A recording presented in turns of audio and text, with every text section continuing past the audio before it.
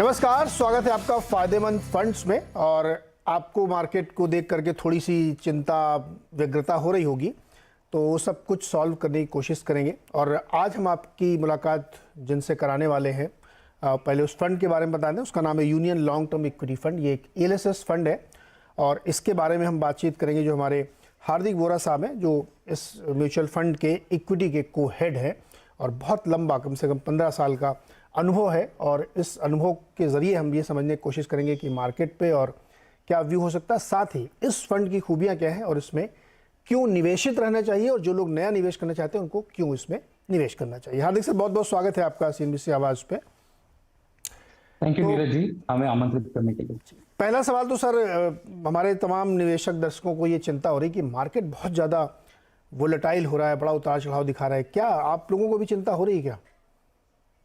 बिल्कुल, एक्चुअली हम मार्केट्स को एक अलग नज़रिए से देखते हैं। यूजुअली अगर आप देखेंगे तो न्यूज़पेपर में या फिर काफ़ी जगहों पर पी मल्टीपल के जरिए मार्केट की महंगाई या उसके आकर्षण का अंदाज़ा लगाया जाता है। हम उस तरह से मार्केट को नहीं देखते। हम एक उचित मूल्य, फेयर वैल्यू के नज़रिए से चीज़ों को देखने की कोशिश करते हैं। इसका मैं एक छोटा अगर उदाहरण दूं आपको, तो मान लीजिए कि हमें पता है आज सोने का भाव क्या है। आज आपके पास अगर कोई 10 ग्राम की चेन लेकर आता है और कहता है कि आपसे 35,000 रुपए में आपको बेचना चाहता है, तो आपको पता है कि ये आज के सोने के भाव के कंपैरिजन में आपको कुछ सस्ता मिल रहा है और आप वो ट्रांजैक्शन करना चाहेंगे, आप उनसे वो चेन खरीदना चाहेंगे, अगर आपको इस चीज का भरोसा हो जाए कि वाकई में प्योर गोल्ड है। तो ये डिसीजन लेना कि खरीदना है या बेचना है, कब खरीदना है, ईजी हो जाता है अगर आपको कोई भी चीज के उचित मूल्य का अंदाजा आ जाए। तो हम निफ्टी के भी सारी कंपनीज का उचित मूल्य, फेयर वैल्यू कैलकुलेट करने की कोशिश करते हैं और उसके हिसाब से देखते हैं कि क्या आज हमें कोई चीज ज्यादा महंगी मिल रही है या सस्ती मिल रही है। सो आज कल के क्लोजिंग पर भी अगर देखें मार्केट को, तो निफ्टी अपने फेयर वैल्यू से 8 से 10% ज्यादा महंगा है। उतना एक्सपेंसिव रिलेटिवली है प्रीमियम के पॉइंट ऑफ व्यू से। सो अगर 100 रुपए की निफ्टी की अगर वैल्यू है तो आपको 108 या 110 रुपए में मिल रही है।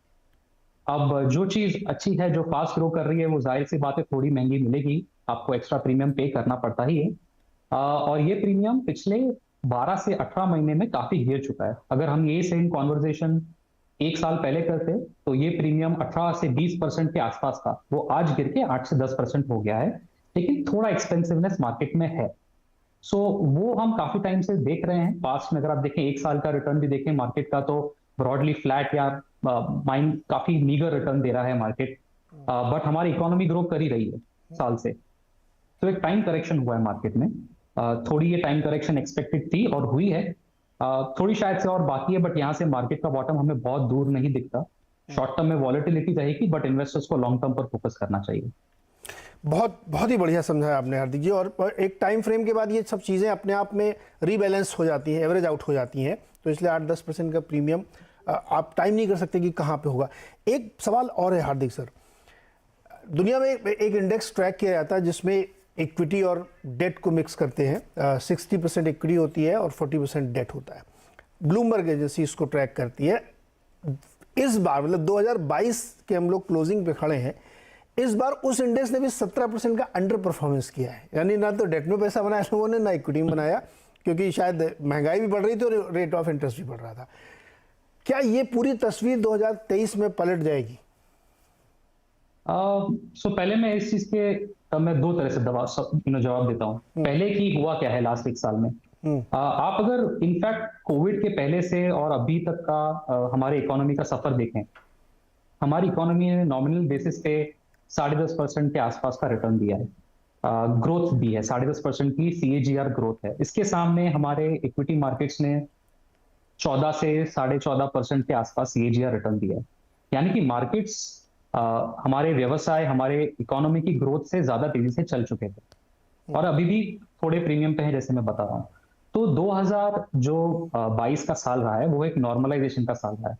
अगर हम यही सेम चीज एक साल पहले देखते तो इकोनॉमी ने शायद से 10% ग्रोथ दी होगी, तो मार्केट्स 20% CAGR चल गए थे। सो वो करेक्शन हो चुकी है काफी हद तक। अब हमें नहीं लगता कि ये बहुत बड़ी करेक्शन या ये इस तरह का अंडर परफॉर्मेंस शायद से बहुत टाइम तक चलेगा। इंडिया के लिए खास करके मैं कह सकता हूँ। यूएस इकोनॉमी की बात करें तो या दूसरे इकोनॉमीज की बात करें तो वहां पे तो इक्विटी मार्केट्स ने काफी ज्यादा नेगेटिव रिटर्न दिया है एक साल से लेकर अभी तक। इंडियन इकोनॉमी बिकॉज रेजिलियंट है, ग्रोथ दिखा रही है ये सब चैलेंजेस के बावजूद, कोविड के बावजूद, और उसकी वजह से इंडियन मार्केट्स ने भी ऑफकोर्स स्ट्रॉन्ग रिटर्न्स दिखाए हैं। एंड एक चीज मैं आपको बताना चाहूं तो मार्केट्स ये देखते हैं कि आगे फ्यूचर में क्या हो रहा है। हिस्ट्री ऑफकोर्स इंपॉर्टेंट है, लेकिन आगे जाकर अगर हमारे कंट्री की ग्रोथ बाकी की दुनिया से काफी ज्यादा स्ट्रांग है, तो ये चीज को ध्यान रख के इन्वेस्टर्स कोई भी बिजनेस का मूल्यांकन करने की कोशिश करेंगे और उस पे उसके दाम देने की कोशिश करेंगे। एक डेटा बताऊं मैं अगर आपको, आईएमएफ साल में 2 बार ये डेटा देता है 200 कंट्रीज पे कि कौन सी कंट्री कितनी तेजी से अगले 5 साल के लिए ग्रो कर रही है। ये जैसे मैंने कहा साल में 2 बार होता है, और उन्होंने अभी अक्टूबर 2022 में अपना लेटेस्ट अपडेट दिया था। इसमें हमारी कंट्री साइज के हिसाब से तो 6th लार्जेस्ट है, लेकिन ग्रोथ के हिसाब से 9th फास्टेस्ट है। सो अगर मैं स्टॉक मार्केट्स की भाषा में कहूं तो हम ऐसी लार्ज कैप हैं as a country in the global scheme जो स्मॉल कैप के पेस पे ग्रो कर रही है। और ऐसा अपॉर्चुनिटी एक इन्वेस्टर के लिए बहुत कम है दुनिया में आज। अगर आप रियल बेसिस पे देखें तो और कोई इकोनॉमी 6.5% से 7% के बीच में नहीं ग्रो करेगी नेक्स्ट 5 इयर्स के लिए, लेकिन आईएमएफ के खुद के एस्टिमेट्स बता रहे हैं कि इंडिया में ये मुमकिन है। और अगर आप वॉरेन बफेट ने फॉर एग्जांपल कहा था एक इंटरव्यू में कि अगर उनके इन्वेस्टिंग के सक्सेस का राज पूछें कि आपने किस तरह से ये इन्वेस्टिंग में पैसे बनाए, तो उन्होंने कहा कि उनकी एक जेनेटिक लॉटरी लगी।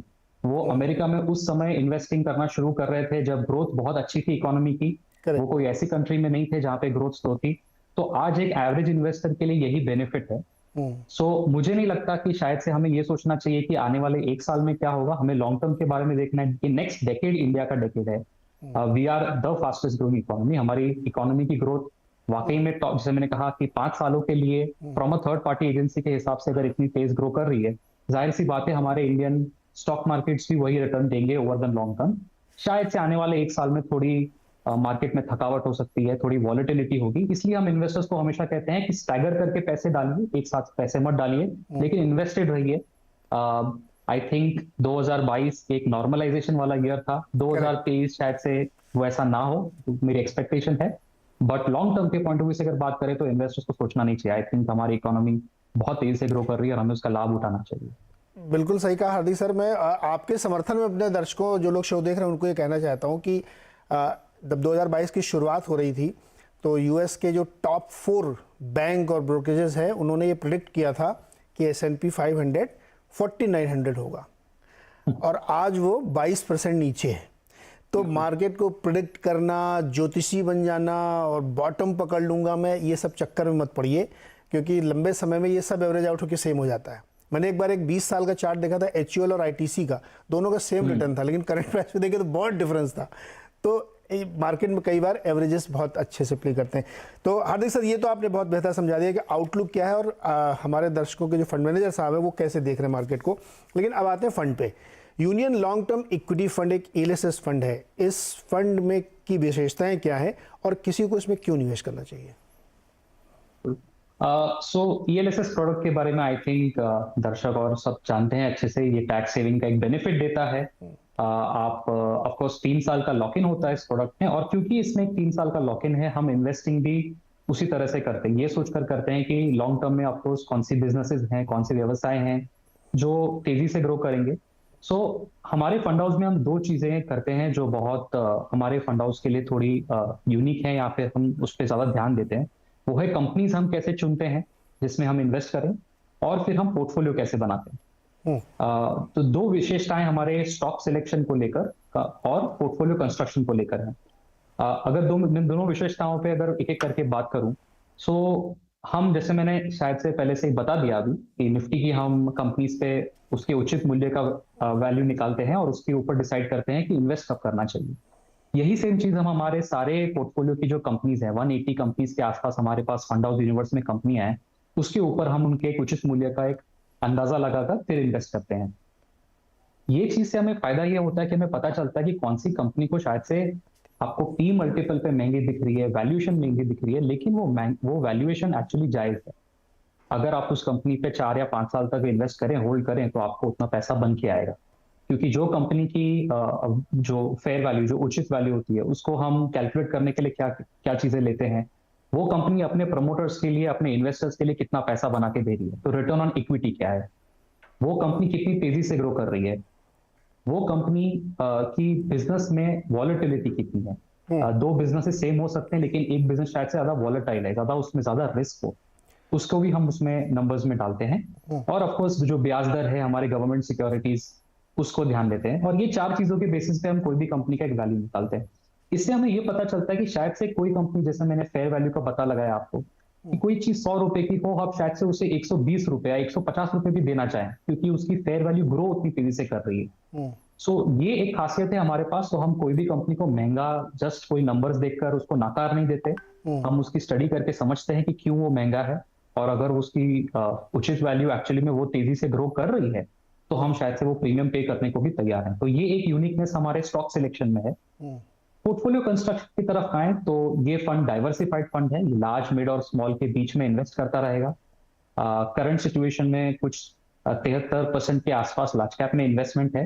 बट हमारे अगेन फंड मैनेजमेंट की एक खास बात यह है कि हम काफी अग्रेसिवली लार्ज, मिड और स्मॉल के बीच में चेंज करते हैं, क्योंकि हमें लगता है कि हमारे पास वो एक कैपेबिलिटी है, बिकॉज हम हर कंपनी का एक फेयर वैल्यू कैलकुलेट करें तो हमें पता चलता है कि इस समय लार्ज कैप्स महंगे हैं या स्मॉल कैप्स में ज्यादा वैल्यू है, और इस हिसाब से हम इसको डायनामिकली मैनेज करते हैं, जिसकी वजह से शायद से ये करंट सिचुएशन में हमारे पास कैटेगरी से थोड़ा ज्यादा लार्ज कैप एंड थोड़ा सा ज्यादा दिख रहा है। सॉरी, लार्ज कैप थोड़ा सा ज्यादा, मतलब वेटेज आपने दे दिया उसको। यस, तो यही सेम चीज की वजह से, बिकॉज मार्केट में जब महंगाई चल रही थी पिछले लास्ट 1 साल में, तो हमने कहा कि अगर वैल्यूएशन अगर करेक्ट होते हैं तो शायद से स्मॉल कैप और मिड कैप में ज्यादा गिरावट आए, और वो चीज को ध्यान में रख के हमने लार्ज कैप्स में पोजीशन ज्यादा रखी है। आपने हार्दिक जी एक बताइए, आप मैं सामने आपका खड़ा है पोर्टफोलियो, एक बड़ा जनरल टेंडेंसी में देख रहा हूँ वो आपके फंड में भी है, करीब करीब क्लोज टू 1/4 आप बैंक्स पे हैं, बहुत ज्यादा वेटेज बैंक्स पे बहुत सारे फंड्स में है, और मार्केट में भी एक्सपर्ट से पूछे सारे लोग बैंक्स में बहुत बुलिश है। तो एक कंसेंसस ट्रेड भी बन रहा है, और आपने सारे टॉप बैंक्स ले रखे हैं। क्यों, मतलब बैंक पे इतनी बुलिशनेस क्यों, जबकि सब लोग ये भी मान रहे हैं कि मार्च में जाकर के वो पाइवट हो जाएगा, फिर वहाँ से निम्स पे उतना ज़्यादा एक्सपेंशन नहीं होगा जिसको लोग इतना प्ले कर रहे हैं, तो बैंक पे इतनी बुलिश क्यों हैं आप? यस, सो बैंक्स पे हमने ये बुलिश पोजीशन ऑलमोस्ट पूरे ये साल के लिए रखा है। सो पहले मैं बताता हूँ कि हमने ये पोजीशन क्यों लिया था, और आगे जाकर भी हमें क्यों लगता है कि ये सेक्टर अच्छा करेगा। क्या हुआ था कि अगर 2021 के अंत में जाएं तो हमारी पोजीशन आईटी पे बहुत हैवी थी। ये एक व्यू बन रहा था कि ब्याज दर दुनिया भर में बढ़ने वाले हैं, शायद से इकोनॉमीज में स्लो डाउन आएगा, यूएस इकोनॉमी में खास करके, डेवलप्ड इकोनॉमीज में खास करके। तो हमने एक पोजीशन ली कि शायद से अभी आगे जाकर आईटी सेक्टर शायद से उतना अच्छे से रिटर्न ना दे, क्योंकि ग्रोथ में शायद से थोड़ी स्लो डाउन आ सकती है। और उसी 1 साल पहले अगर देखें तो कोविड से काफी बैंक्स जूझ रही थी, वो ग्रोथ नहीं थी सिस्टम में, क्रेडिट ग्रोथ की जो बात करते हैं, तो लोन्स ग्रोथ नहीं हो रही थी बैंकों में, लेकिन बैंकों की जो बैलेंस शीट थी वो काफी सुधर गई। उनके जो असेट क्वालिटी थी, जो नॉन परफॉर्मिंग असेट्स होते हैं, उनका जो प्रपोर्शन था पूरे बैलेंस शीट में वो कम होता गया। तो 1 साल के बाद ऐसा हो गया कि 2021 में हमारी बैंक्स की बैलेंस शीट स्ट्रांग है, वो ग्रो करने के लिए तैयार हैं, और असेट क्वालिटी की चिंता नहीं है कोई, एंड इकोनॉमी भी रिवाइव, हमारी इकोनॉमी अच्छे से कर ही रही थी। सो ये चीज को ध्यान में रख के 1 साल पहले सेंस बना के हमें शिफ्ट आईटी से शायद से बैंक्स में करना चाहिए। और जैसे हमने नंबर्स देखे हैं बैंक्स के जो ये साल में आए हैं, एक्चुअली में वो ग्रोथ आने शुरू हुई है धीरे धीरे करके, और बैंक्स की रिटर्न क्वालिटी भी सुधरी है, रिटर्न ऑन एसेट जो हम देखते हैं। अब ये 1 साल में भले प्ले हुआ है, प्राइसेस में भी रिफ्लेक्ट हुआ है, बट आगे जाकर भी हमें लगता है कि अगर इकोनॉमिक ग्रोथ कंटिन्यू करने वाली है तो बैंक्स का अभी भी बहुत बड़ा किरदार है उसमें निभाने के लिए। यहाँ पे एक छोटा सा ब्रेक लेते हैं, और जब ब्रेक से हम वापस आएंगे तो कुछ सेक्टर्स पे चर्चा होगी, कुछ नई थीम्स पे बातचीत करेंगे।